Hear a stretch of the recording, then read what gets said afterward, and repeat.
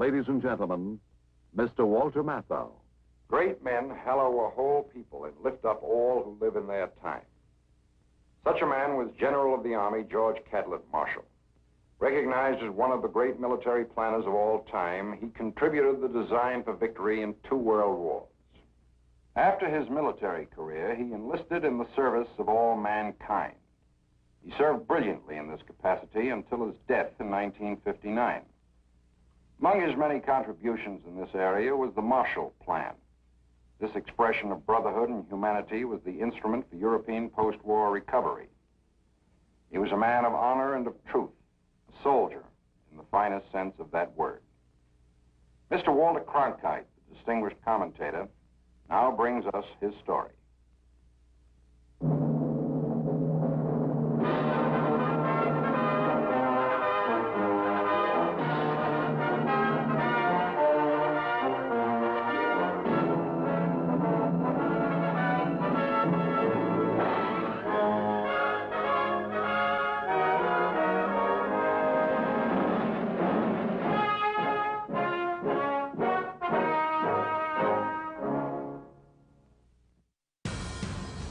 During the 30s, the world caught fire, ignited by a handful of global arsonists who enjoyed their work. Germany threatened to even the score for her defeat in 1918.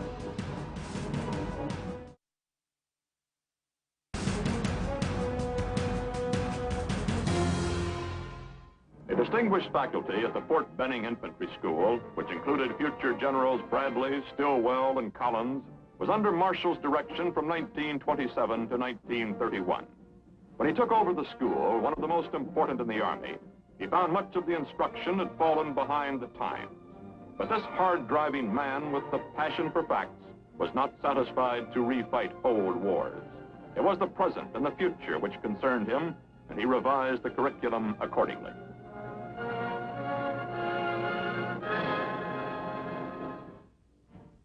During the 30s, the world caught fire, ignited by a handful of global arsonists who enjoyed their work. Germany threatened to even the score for her defeat in 1918.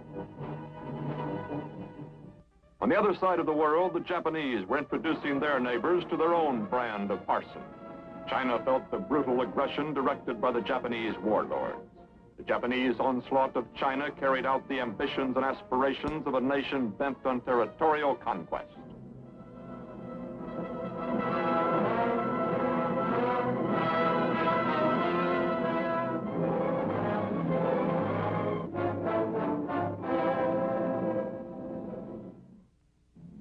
For a while, many of us laughed at a comic opera character speaking from a Roman balcony.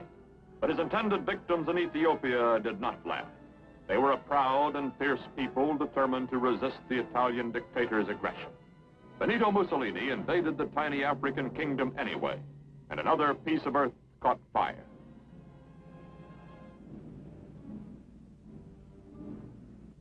An appeal was made, but no one came forward to answer it. Mussolini demonstrated for his friends how easy it was.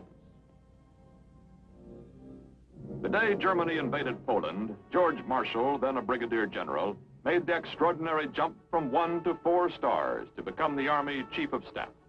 With Secretary of War Stimson, the task of mobilization lay ahead. The resources of a mighty nation had to be tapped to produce the props for the great drama about to unfold. Marshall had waited in the wings for 20 years for the role he was about to play. The country's manpower resources, the great citizen army in which Marshall believed so deeply, had to be activated, trained, and equipped to fight if necessary. And with each passing month in 1940 and 41, it appeared increasingly probable that the United States would be drawn into the war. The Army numbered less than 200,000 men when Marshall took over as Chief of Staff. It would swell to more than 8 million before the Axis defeat.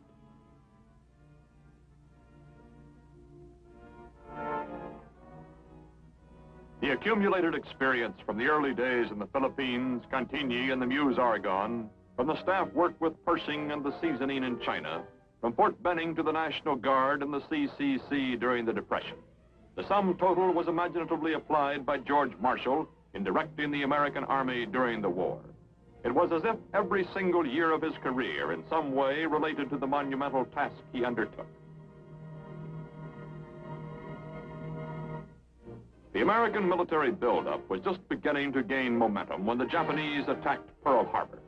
At an inspection of the Army's new airborne troops at Fort Bragg in 1942, Marshall gets a close-up view of the citizen soldier at work.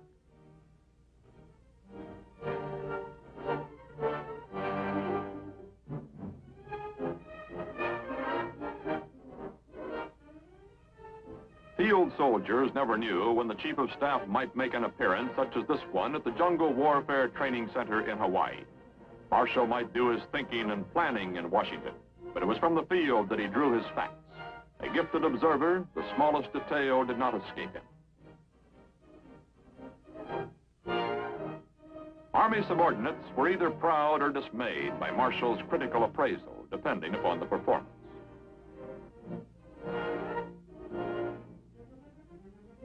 Jungle training was a new experience for American troops, but it was clear from the beginning that in order to win the war in the Pacific, our soldiers had to beat the Japanese at their own game.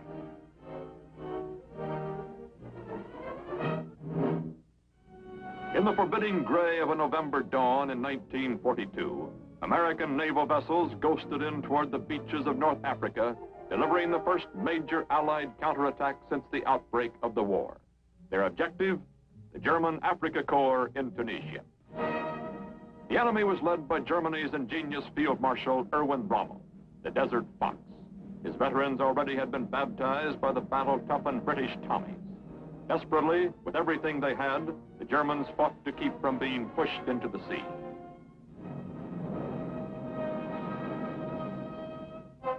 When the Allied military advisors convened at Casablanca in January 1943, the North African campaign had become tough and bitter, but the achievement of a unified Allied command was part of the ultimate victory. Marshall had worked tirelessly to achieve a smooth-running command organization at the highest American level. He held the President's trust and regard, and was consulted on every critical decision affecting the conduct of the war. Marshall's diplomatic skill helped reconcile many opposing points of view with British leaders during the Casablanca Conference. From the North African meetings came the Allied decision to bomb Germany around the clock. American B-17s helped carry the war to the German backyard.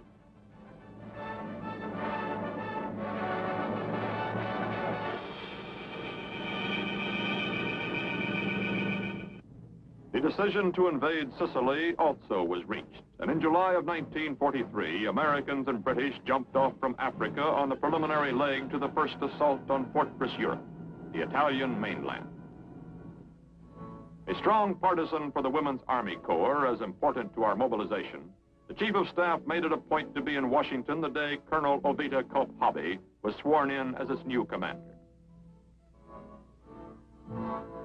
By the time the Allied leaders convened at Cairo in December 1943, the Italian campaign was well underway, and the war against the Japanese demanded stepped-up operations.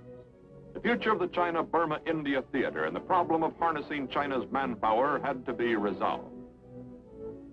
At Tehran, Marshall took part in planning joint strategy with the Russians. Soviet demands for an expanded second front were addressed to the United States. It was George Marshall who answered them. When the Chief of Staff visited the Pacific Theater on his return from Tehran, our offensive was gaining speed. Island by island, we were moving in on Japan.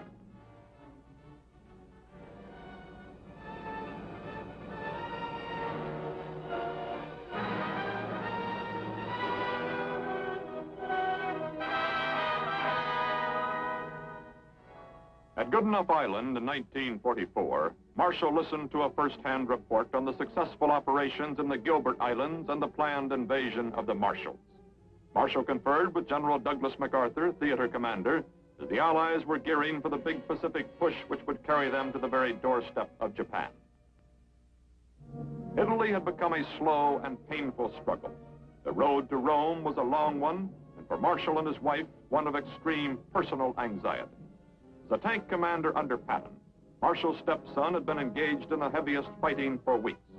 When the Americans finally broke through the lines of a stubborn enemy, the young officer fought his last fight. For General Marshall, the war had turned into a personal tragedy.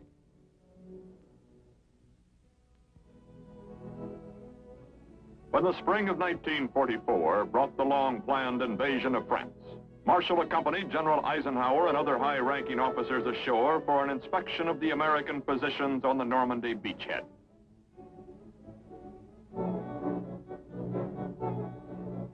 "15 stars filled this corporal's jeep as Admiral King and Generals Marshall, Bradley, and Eisenhower ride out to survey the battle damage.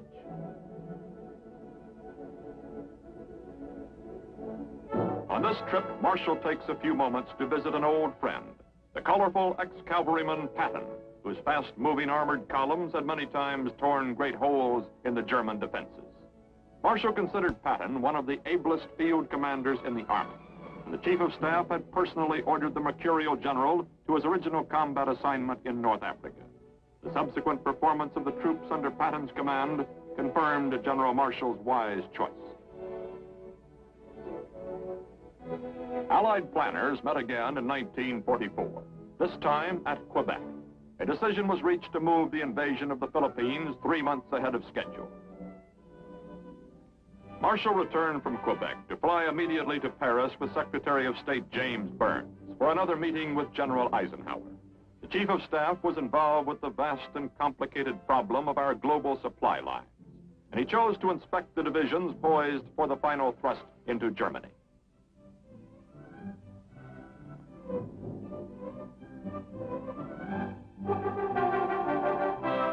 A minor slack in the line of supply at this moment could cause a major military disaster, and Marshall knew all these facts at both ends of the line. The price of victory was far too high to risk delay.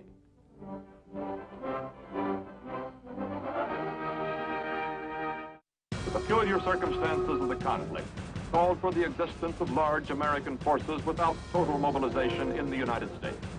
Once more, George Marshall, the statesman, distinguished himself.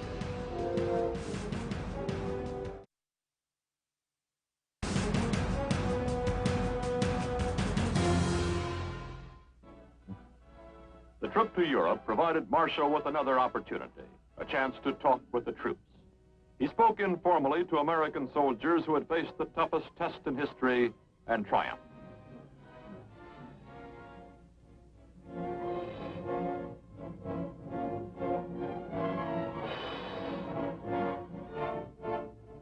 Marshall inspected their positions within range of the enemy, his last close look before the Axis collapsed. World War II ended with the final capitulation of Japan.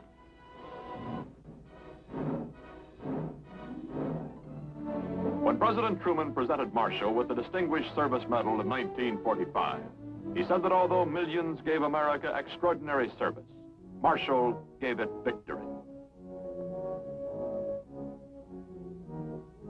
1945 also saw Marshall dispatched to China as the president's special representative to negotiate a truce between Chiang Kai-shek and the communists.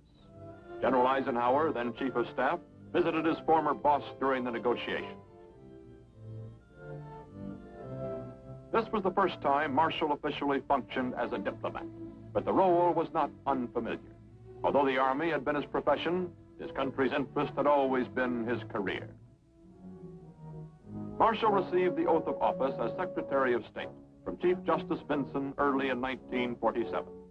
The President enthusiastically endorsed the former Chief of Staff at a critical time in history. It was fairly said that Mr. Truman selected him not because of his experience, but because he was Marshall. There's nothing that I can say at this time regarding matters that pertain to my position in the State Department. But I assume the duties with a feeling of great responsibility and a very earnest desire to carry out the foreign policy of this government in the manner that has been so splendidly exemplified by my predecessor, Mr. Burns, my old friend. The new secretary brought imagination and a dignified intensity to his job, which was equal to the world challenge. In March 1947, Marshall headed a delegation to Moscow, whose mission was the peace agreement on Germany and Austria. The opportunity to observe the Russian bear in his native environment was valuable in view of increasing Soviet hostility. Russia already loomed as the largest question mark in America's future. The desperate economic plight of Europe drew Marshall's whole attention upon his return, and his recommendations were presented to the Congress. Europe is still emerging from the devastation and dislocation of the most destructive war in history. Within its own resources, Europe cannot achieve, within a reasonable time, economic stability. The solution would be much easier, of course, if all the nations of Europe were cooperating, but they are not. Far from cooperating, the Soviet Union and the Communist parties have proclaimed their determined opposition to a plan for European economic recovery. Economic distress is to be employed to further political ends. There are many who accept the picture that I have just drawn, but who raise a further question. Why must the United States carry so great a load in helping Europe? The answer is simple. The United States is the only country in the world today which has the economic power and productivity to furnish the needed assistance. The 6 1/8 billion proposed for the first 15 months is less than a single month's charge of the war. To be quite clear, this unprecedented endeavor of the new world to help the old is neither sure nor easy. It is a calculated risk. It is a difficult program, and you know far better than I do the political difficulties involved in this program. But there's no doubt whatever in my mind that if we decide to do this thing, we can do it successfully. The great rubble heaps left by the war were soon diminished by an American investment in international friendship and goodwill, which also proved to be an effective economic weapon against spreading communism, the Marshall Plan. Offered on a self-help basis, Marshall Plan aid enabled many war-ravaged countries to regain their first foothold on a stable peacetime economy. Trade and production were stimulated, and communist plans which were dependent upon poverty and despair for their success were thwarted in many parts of the world. George Marshall resigned as Secretary of State in January 1949, intending to relax for the first time in almost 50 years.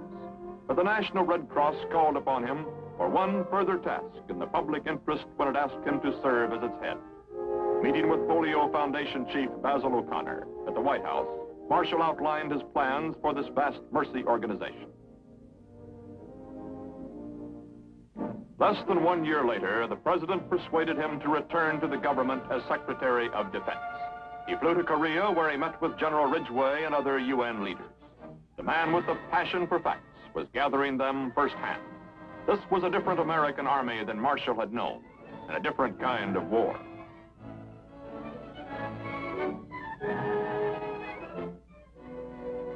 The citizen soldier did the fighting in Korea, but this time under a UN banner and for a limited objective.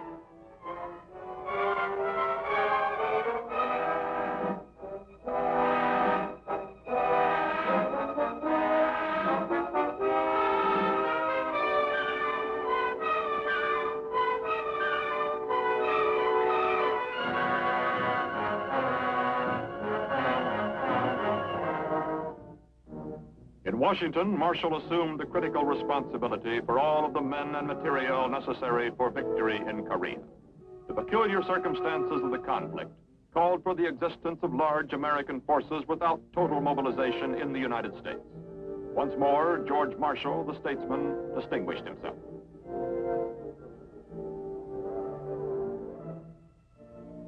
Relaxation was rare for the busy cabinet member, but to the delight of a pretty queen, he did manage to officiate at the Shenandoah Apple Blossom Festival in 1951.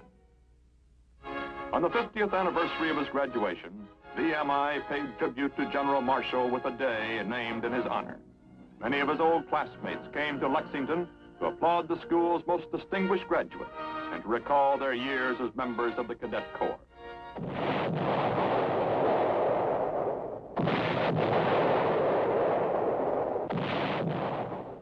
After a howitzer salute to this soldier statesman, the entire body of cadets stood at attention while Marshall was awarded Virginia's Distinguished Service Medal by Governor John Battle. Then, the man whose life represents the highest ideals of the Cadet Corps inspected the ranks of men who may be tomorrow's leaders. George Catlett Marshall resigned from the Defense Department and settled in Leesburg, Virginia in 1951. His public service spanned a critical half-century for our country, placing him in the ranks of great American patriots.